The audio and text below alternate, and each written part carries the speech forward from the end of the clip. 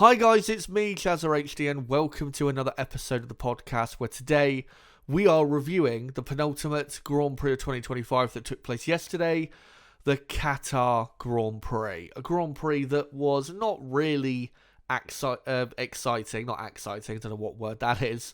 It just wasn't a Grand Prix really. The only thing really of note that was exciting was obviously the McLaren's getting it massively wrong on strategy, and then Hadjar having his tyre failure at the end of the Grand Prix, which obviously was a shame for him. Other than that, it was a very processional, just, waiting for the checkered flag type race. It was just, absolutely terrible. And Pirelli's limit on, 25 laps per tyre set, I think really made it a lot worse than it probably would have been without that. I get there were concerns from Pirelli about the tyres and all of that, but that's their problem at the end of the day. They should build tyres that should be able to cope around a circuit like this with also the temperatures as well. That is just the simple truth. But, at the end of the day, we got a Grand Prix, and the result we got at least allows a three-way championship fight and a three-way title decider to take place this weekend in Abu Dhabi, which I cannot wait for. So let's go through the top 10 results of the Qatar Grand Prix. Max Verstappen wins in Qatar for the third year in a row. Oscar Piastri finishes second. Carlos Sainz finishes in third. His second podium of the year. What a season he's now having since that podium in Baku. He's now been, I think you could argue, one of the top few drivers on the grid since that podium in Baku. He's been absolutely brilliant. Lando Norris then in fourth, the championship leader having a bad day. Kimi Antonelli fifth, Russell sixth, Alonso seventh, Leclerc eighth, Lawson ninth, and Yuki Tsunoda grabbing the final point. Tsunoda only grabbing the final point because Isaac Hadjar had his tyre failure, which was not actually, by the way, a tyre failure. It was caused by that little wheel cover on the inside of the tyre started to break loose and then rub against the tyre. And that is what caused the tyre to break and then end Hadjar's race. So those are the top 10 results, and this is what it means now for the Drivers' Championship going into this title decider in Abu Dhabi. Lando Norris is still the leader, but he's only 12 points clear of Max Verstappen. Oscar Piastri in third is only 16 points off Norris, so all three drivers have a decent, well, obviously Norris has a very good chance of winning the championship, but Verstappen and Piastri have at least a decent chance of winning the title. Also, all three drivers, Norris, Verstappen and Piastri, all have 7 wins apiece.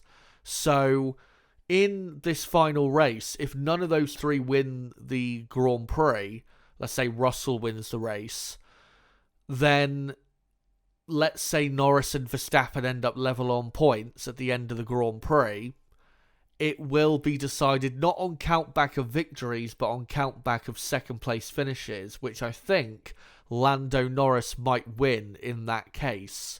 So it is incredibly close if, that situation does present itself. That's another scenario that could maybe wildly happen in the final race. That's how it looks in the top 3 going into the final Grand Prix. George Russell then in 4th, Leclerc 5th, Hamilton 6th, Antonelli only a couple points behind now in 7th. Antonelli, I'm pretty confident, will overtake Hamilton in the final race. And then you've got Alex Albon 8th, Carlos Sainz now up to 9th in the championship. And the way things are going, Carlos Sainz might finish right behind Albon in the championship. He's only 9 points behind going into the final race. And then Isaac Hadjar 10th. Obviously, Hadjar was heading for 8 points, which would have been massive for him and Racing Bulls, but he ended up not getting it. On the constructors' side, obviously McLaren the champions and on officially 800 points. Incredible how many points they've got.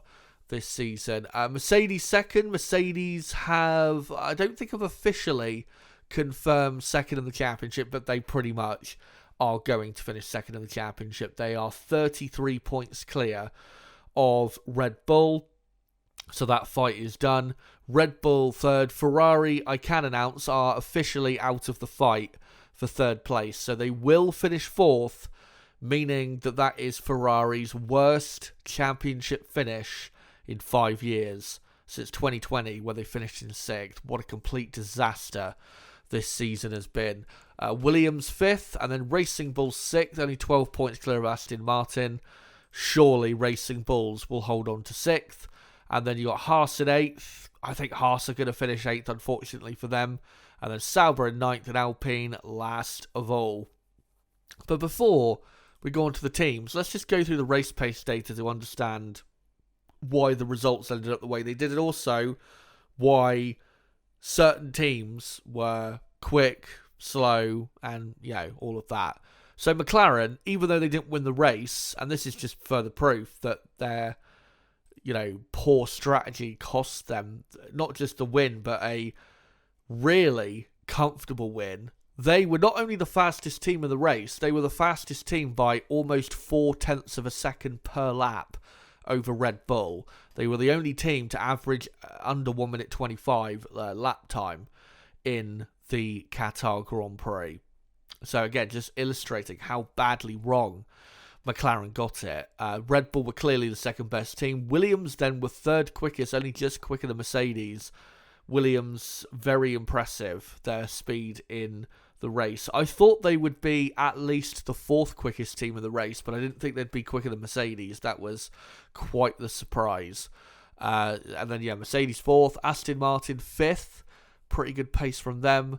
1.5 seconds, though, off the pace. Same for Racing Bulls. And Ferrari, the seventh fastest team in the race. What a complete disaster. Alpine, 8th, 2 seconds off the pace. Same for Sauber and pretty much Haas as well.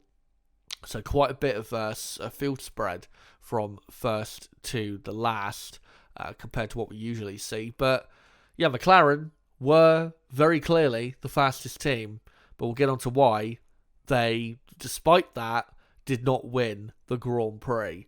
And let's start with Red Bull Racing, the race winners, and didn't really have to do anything to win this race. Max Verstappen at the start got past Lando Norris and was running along in second place. When we got to that safety car period where Max and Red Bull decided to pit, they were about 4.5 seconds off the lead. Lando Norris was starting to catch them. It was not looking good for Max because it was looking like Norris was going to eventually get past because that McLaren was clearly quicker than the Red Bull. But then the safety car came out and Red Bull decided to pit, which was the right decision. McLaren, though, stayed out. And Red Bull must have been rubbing their hands at that point and thanking their lucky stars, because if that doesn't happen, if McLaren had pit both cars, Max does not win that race. Absolutely no chance. The only reason he won that race is because McLaren stupidly decided not to pit at that particular time. So Verstappen made his pit stop. After the safety car period finished, McLaren tried to pull away as quickly as they could. Max, though, on fresher tyres, eventually got onto the same pace and started to catch the two McLarens. And then, once McLaren pitted, it was a formality because they only had to make one stop each once more after that, with Verstappen in the lead. And Max ended up winning the race by, 8 seconds in the end. So, very comfortable race win.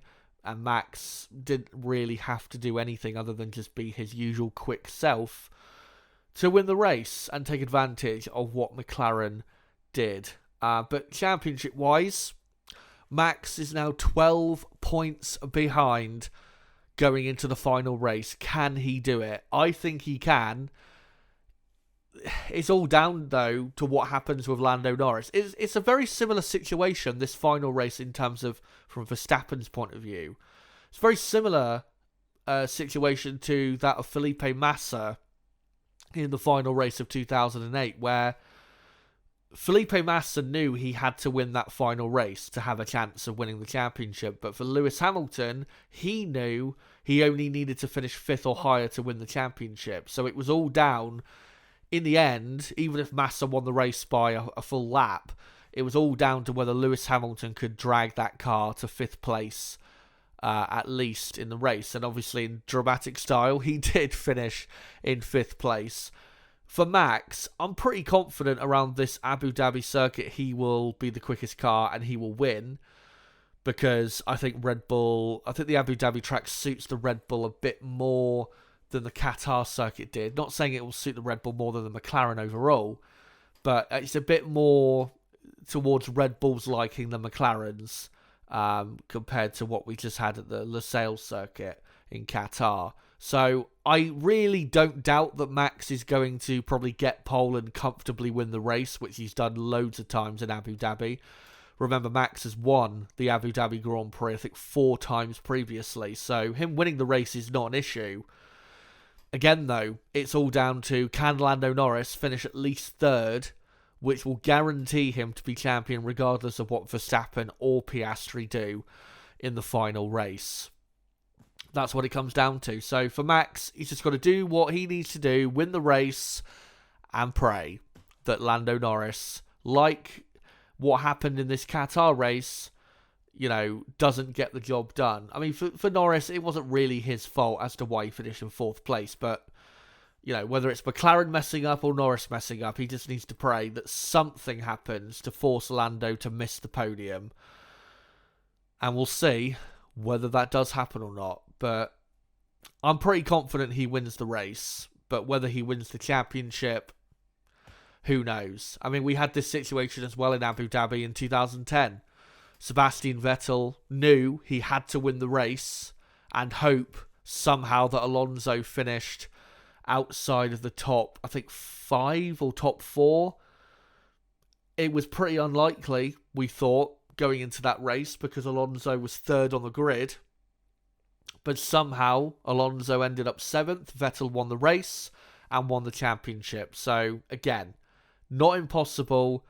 Still, I think going into the final race, I think Max has probably got at best a 40% chance of winning the championship, so it's still in Norris's hands. But ultimately, we'll find out in Abu Dhabi. But yeah, if he wins the championship, then wow, what a comeback by quite possibly the greatest we've ever seen in Formula 1. And he would become, remember, the 2nd driver only in history to win 5 consecutive World Championships. So let's see if he can pull that off. But let's go on to McLaren. A lot more to talk about with them, because they were clearly the fastest team in the race. There is no doubt about that. But they completely messed up both drivers' races and championship hopes going into the final race. If they had pitted under that safety car, McLaren would have won the race without a doubt. Whether they would have finished in 2nd, I think probably they would have, because that McLaren was just so much quicker than the Red Bull. I think Lando eventually probably would have overtook Verstappen. But let's say he doesn't, then, still 1st and 3rd, way better than what they got, which was 2nd and 4th. You cannot, and I said this on my stream at the end of the race, unless you've got a Mercedes 2014 type of car, you cannot give away a free pit stop to your rivals. You just can't. Because that's what they did. They gave away a complete free pit stop to Max.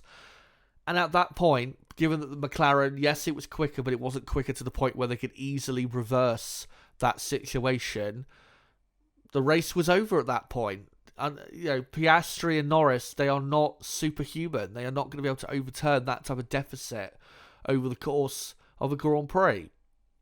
So, yeah, completely stupid decision by McLaren, and it cost them dearly. I feel so sorry for Oscar Piastri, because he really has dominated the weekend and driven really a race winner's race, if that makes any sense. and he's not won the race. So he has every reason to be absolutely miserable with what happened in Qatar. Even though he still gained 6 points on his teammate, it could have been 10 points he gained on his teammate if Lando had finished in third behind Verstappen, which would have put the gap down to 12 points between Norris and Piastri. But, yeah, I do feel sorry for Oscar because, like I said, he drove brilliantly this past weekend. It's a shame from his perspective that this level of performance we saw from earlier in the season, has only just come back now because he needed it 2 or 3 races ago. But it probably is too little too late, even though McLaren fucked him over in that Grand Prix.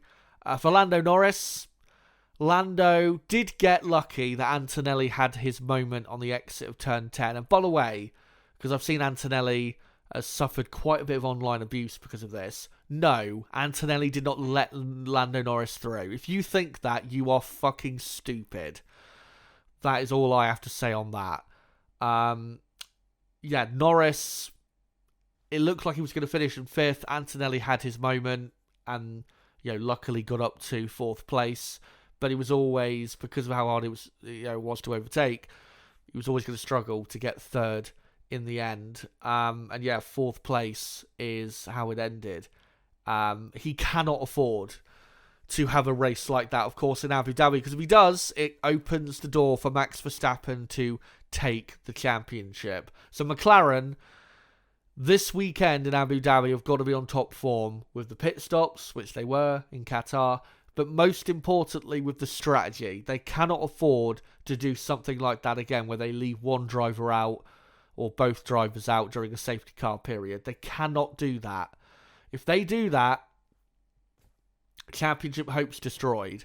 They really will be. And the thing is, McLaren are lucky that they finished 2nd and 4th despite that strategy decision, because if it wasn't for Alonso deliberately holding up the whole field from 6th place down, they would have dropped further into the pack and it would have took them longer to get through the pack. And for Lando Norris, he wouldn't have finished in 4th. He probably would have finished 6th or 7th, because you had a Mercedes and a Ferrari in there that wouldn't have been easy to overtake. So they're lucky that Alonso did that for them, because if Alonso didn't do that for them, that pack would have been a few seconds further up the road and they would have dropped right in the middle of that pack of cars. So they should be thanking Fernando Alonso a lot, because if he doesn't do that, I'm not sure either of the McLarens would have been on the podium. So, yeah, it could have been even worse, especially for Lando Norris. Imagine if he did finish in only 6th place. Max would only be, 8 points behind. So, yeah, McLaren throwing it away, but also getting a bit lucky that it didn't, end up being even worse. For this Grand Prix this weekend, they will be very competitive. Whether they'll be the fastest team is, up for debate. We'll have to see. They will be very fast, though. At this Grand Prix last year, they locked out the front row, and they did win the race. They weren't comfortably winning the race. Lando Norris won it by a few seconds over Carlos Sainz in the Ferrari. So it wasn't a comfortable race win in that aspect. But again, what Lando and McLaren, if they want to make sure that at least one of their drivers, and most likely Lando, wins the championship, what they've got to remember is that they don't need to beat Verstappen, and they don't need to engage themselves in trying to beat him in the Grand Prix. Because as long as Lando finishes 3rd, he is the world champion, regardless of what anyone else does. That is what they need to really hammer home to Lando Norris and to themselves, is just make sure we get both cars on the podium and, we will secure the Drivers' Championship. That's all they've got to do. I know it sounds easy. It probably won't be easy when we get to the actual race, because you'll have Mercedes in there trying to, fight away. Possibly Williams as well, who are in, really good form. We'll see what goes down, but yeah, they just need to keep it simple at the end of the day. And if they do, and if they get both McLarens on the podium, then they guarantee that one of their drivers will be the world champion. But looking back, this time next week when we do the podcast reviewing the title decider in Abu Dhabi, we could look back at that Qatar race and say that's the race that really firmly opened the door for Max to actually take the championship.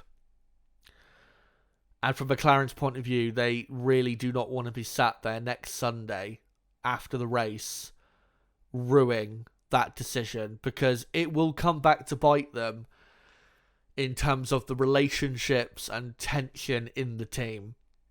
Because, Constructors' Championship being won, that's great. McLaren were always going to win it. They've got the fastest car.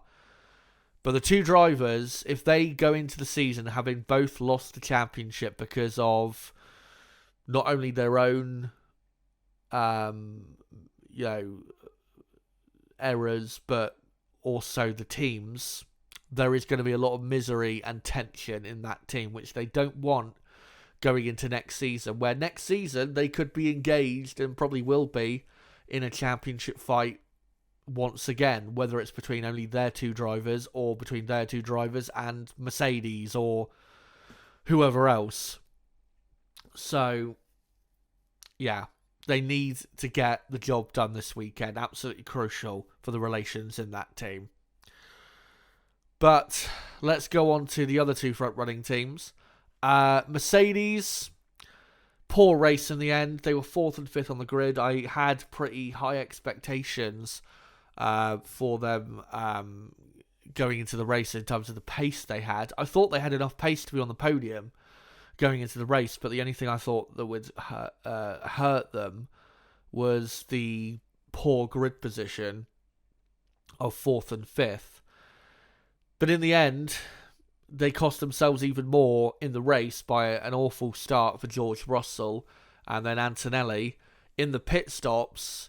That first round of pit stops under the safety car managed to lose position to Carlos Sainz, and that ultimately is what cost Antonelli the chance to finish on the podium. If Antonelli had kept ahead of Sainz in that pit stop phase, Antonelli would have finished, I'm pretty sure, in 3rd place. So yeah, Mercedes, very disappointing race when a podium, given McLaren's mess up, Mercedes really should have been there to capitalise big time, but they didn't capitalise at all. It was Red Bull and Williams who capitalised in the end. So yeah, disappointing from Mercedes. Also, very disappointing race from George Russell, who just went nowhere the whole race. The reason that's disappointing is because he was really good all weekend up until the race. In the sprint and the sprint qualifying, he was really quick. Even in qualifying, even though he ended up 4th at the end, he looked very quick throughout the session. But then in the race, had the poor start and then just went nowhere the whole evening. Antonelli also disappointing, given that he just could not get on terms with Carlos Sainz in the Williams, which I think Mercedes will be disappointed by. But, Mercedes were never going to win the race. They didn't have the pace of Red Bull, unfortunately. But at least they have pretty much secured 2nd in the championship, which is something that, realistically, with the car they had, that's the best result they could have got. It's not what Mercedes go racing for, to finish 2nd, but it shows that this team is set up well for the new era we're going into in 2026. Because they are getting the best out of their package, no matter what the package is. And if next season, the package they have is a World Championship winning one, then I have no doubt they will be winning at least one of the championships next year. So, yeah, Mercedes, congratulations on, pretty much securing 2nd. And finally, we'll finish up with Ferrari. Absolutely dreadful weekend, the worst weekend of Ferrari season. I know they've had other weekends where they didn't score a point, double DNF in Zandvoort, double disqualification in Shanghai, but at least on those weekends they were decently competitive. This weekend they were nowhere. they had one of the worst cars on the grid the whole weekend, and they should be very grateful that Charles Leclerc drives for them, because if not, they would have scored a point this weekend. Ferrari, just a complete shit show. Not much more to say, other than, the Ferrari boss, John Elkann, tells the drivers to just shut up and drive. Even when they do that, it's still not good enough, because, when the drivers drive to their best abilities, this car is still absolute rubbish. Maybe it's the engineers who should just shut up and do their job rather than the drivers. The drivers, again, are not the issue at Ferrari. But of course, Ferrari, you can't dare criticise a Ferrari car. Oh no, can't possibly do that. What an absolute disaster this team is. And we will go through, by the way, in the winter break, I've got a video planned. We will be going through Ferrari's 2025 season and just why it turned out the way it did, and why we'll be going through all the issues, and I will be giving all the criticisms that they rightly deserve for the season they've had. The first winless season they've had in 4 years. I mean, yes, they could have, they might win the Abu Dhabi Grand Prix. They're not going to. But let's be honest, we know this is going to be a winless season. First winless season in 4 years. First time they finished outside of the top three of the championship in 5 years. They've gone right back to, not quite back to where they were in 2020, where they had to basically reset as a team, especially from an engineering standpoint.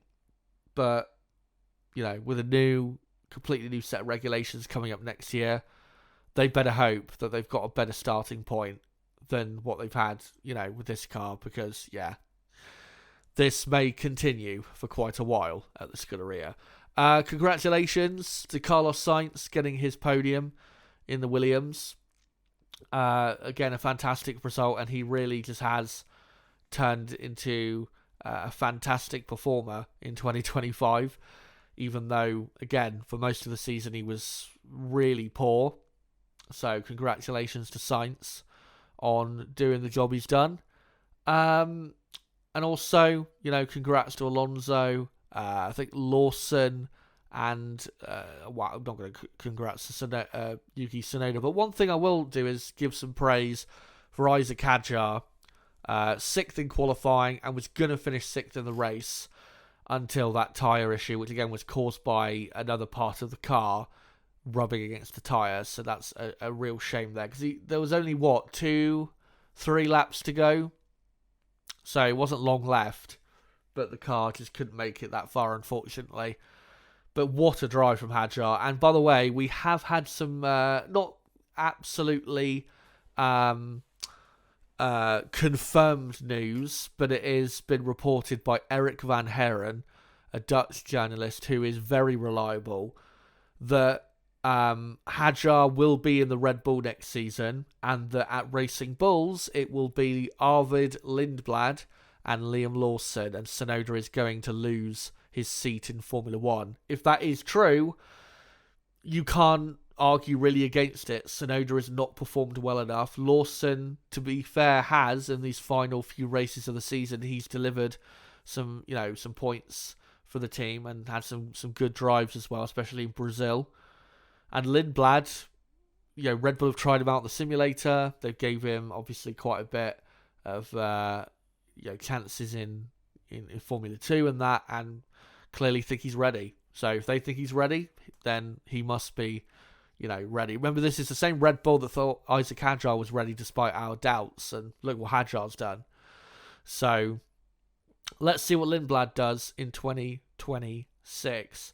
But guys, that has been it for this podcast. Thank you guys for coming along, and make sure to join me for the final time in 2025 this weekend, where we'll be live for both qualifying and the race for the final title decider in Abu Dhabi. On Saturday, I will be live at 12:30 p.m. UK time for the qualifying watch along. The qualifying starting an hour and a half after that at 2 p.m. And then on Sunday, I will be live at 11 a.m. UK time for the race watch along, where Nib, my co-commentator, will join us, and make sure to join me for that, for the title decider, to see who will become world champion of 2025. Remember though, if you somehow miss my content and the streams and all of that, I will still be doing a podcast the day after the Abu Dhabi Grand Prix, this time next week, where we will review whatever happens in this title decider. So make sure to come along to that as well if you are unable to catch my content over the course of the weekend. And then after that podcast, we'll get into the doing some off-season content, and we'll have a few videos for you between now, or between then, next Monday and Christmas. In terms of what those videos are, I have announced 2 of them. The other 2, I will have a look to see what those other 2 were, because I've got it written down somewhere. I will announce on stream this weekend what all those 4 videos will be before Christmas, and then there'll be another 5 or 6 videos coming out in January and February. But guys, that's it for this podcast. Make sure to subscribe for more content like this. Make sure to smash the like button before you go. And until the title decider this weekend, make sure to join us, starting with qualifying this Saturday at 12:30 PM UK time. It has been me, Chazza HD. Goodbye.